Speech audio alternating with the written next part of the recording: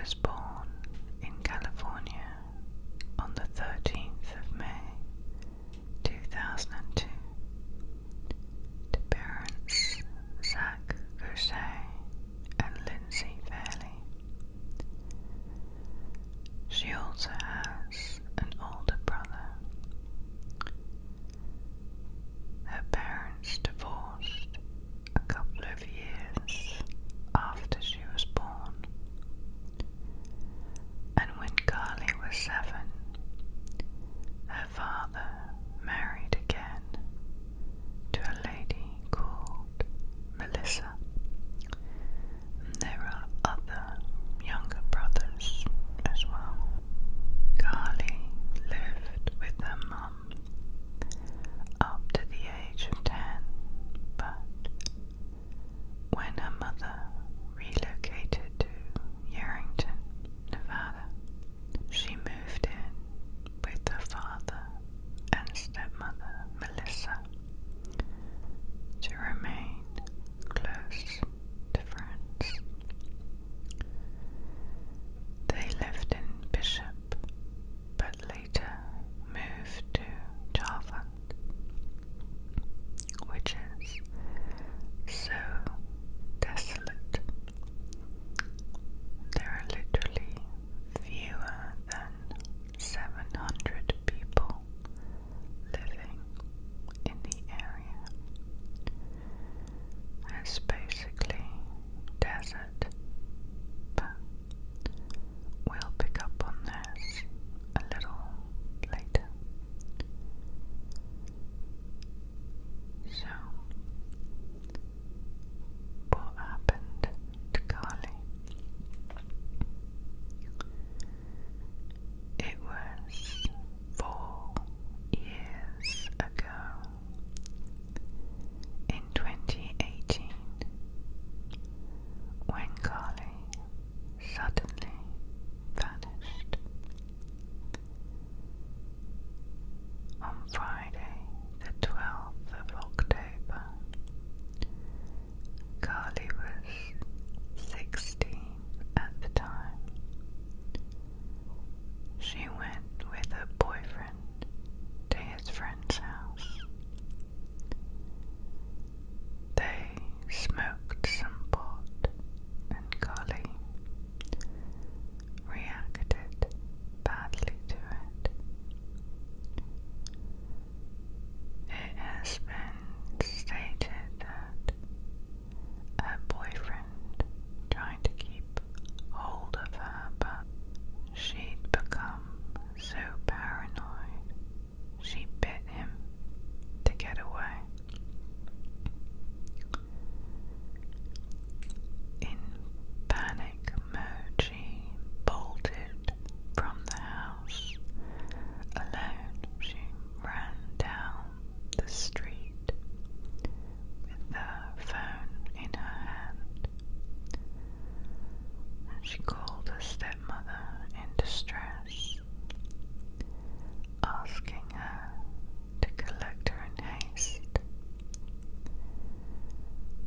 Melissa, of course, jumped into her car, picked her up straight away, and took her home. Though they were in the safety of their home, it became apparent that Karlie was very disoriented and couldn't settle down.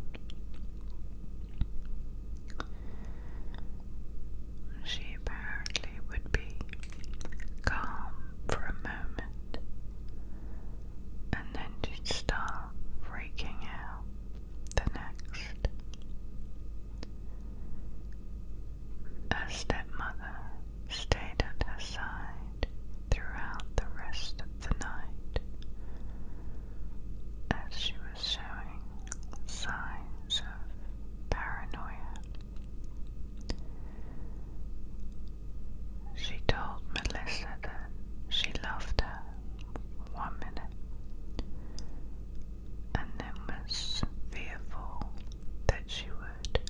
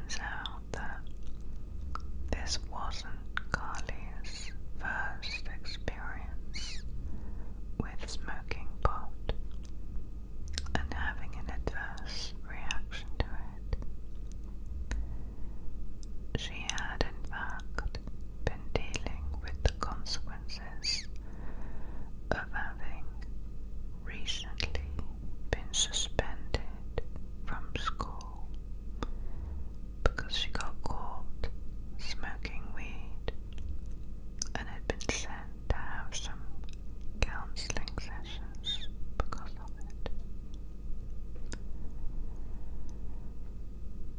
I think it's important to keep in mind that cannabis can work as a hallucinogenic.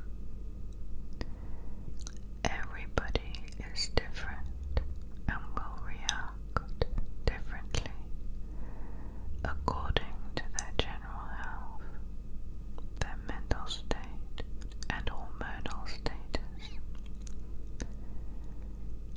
It's possible Karlie consumed spice, which is known for being a particularly vile synthetic marijuana.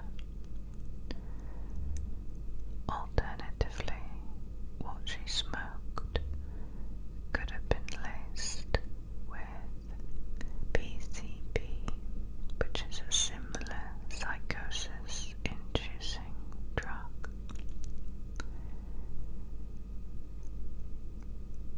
She may have had an underlying mental health issue, which typically manifests for the first time during her age group, and what she smoked exacerbated her first psychotic break, such as a drug-induced psychosis or a manic episode. I want to also add that marijuana can contribute to triggering schizophrenia. All these things need to be considered when looking at what may have been happening to Karlie that night. Questions have been raised as to why Karlie's parents didn't drive her to their local hospital that night, and they have been highly criticised for not doing so. It's said that Northern Inyo Hospital is so badly rated, local residents stay clear of it. The general feeling is that it's lacking skilled and experienced staff. Let's also keep in mind that where they live is in the middle of nowhere. There's another hospital about an hour away in Mammoth, but it potentially wouldn't be well enough equipped to help her either.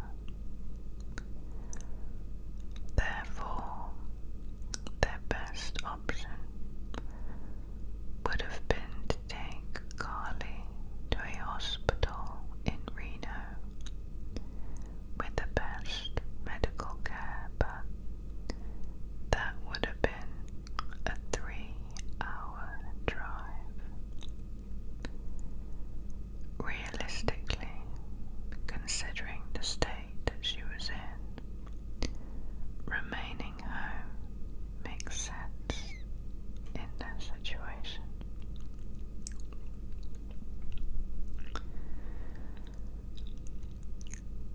There are differing reports as to what happened the following morning. What I have understood is the following. The first time Melissa woke up was at 5:30 in the morning, and she saw Karlie awake in bed. She then checked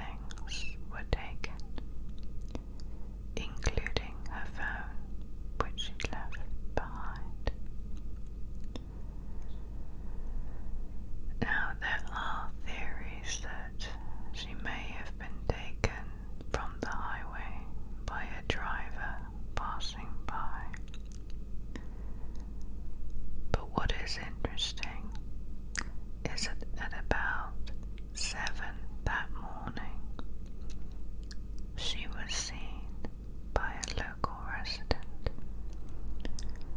about a mile from her home, and he found it particularly odd because he saw her just standing behind the barbed wire to the highway, looking up at the sky, waving a piece of paper around. And then there are some who believe that something actually happened at home between Karlie and her father, Zach, and that her stepmother, Melissa, is either part of, or at the very least, aware of. I have to say that personally, I really don't think this is true, but I do feel it's important to add that Zach was arrested for the felony corporal injury to spouse in February of 2021. So that was just last year. He was let out on a $50,000 bond the following day. Now, corporal injury to spouse is vague, to say the least. Basically, it means he inflicted some sort of injury. There's really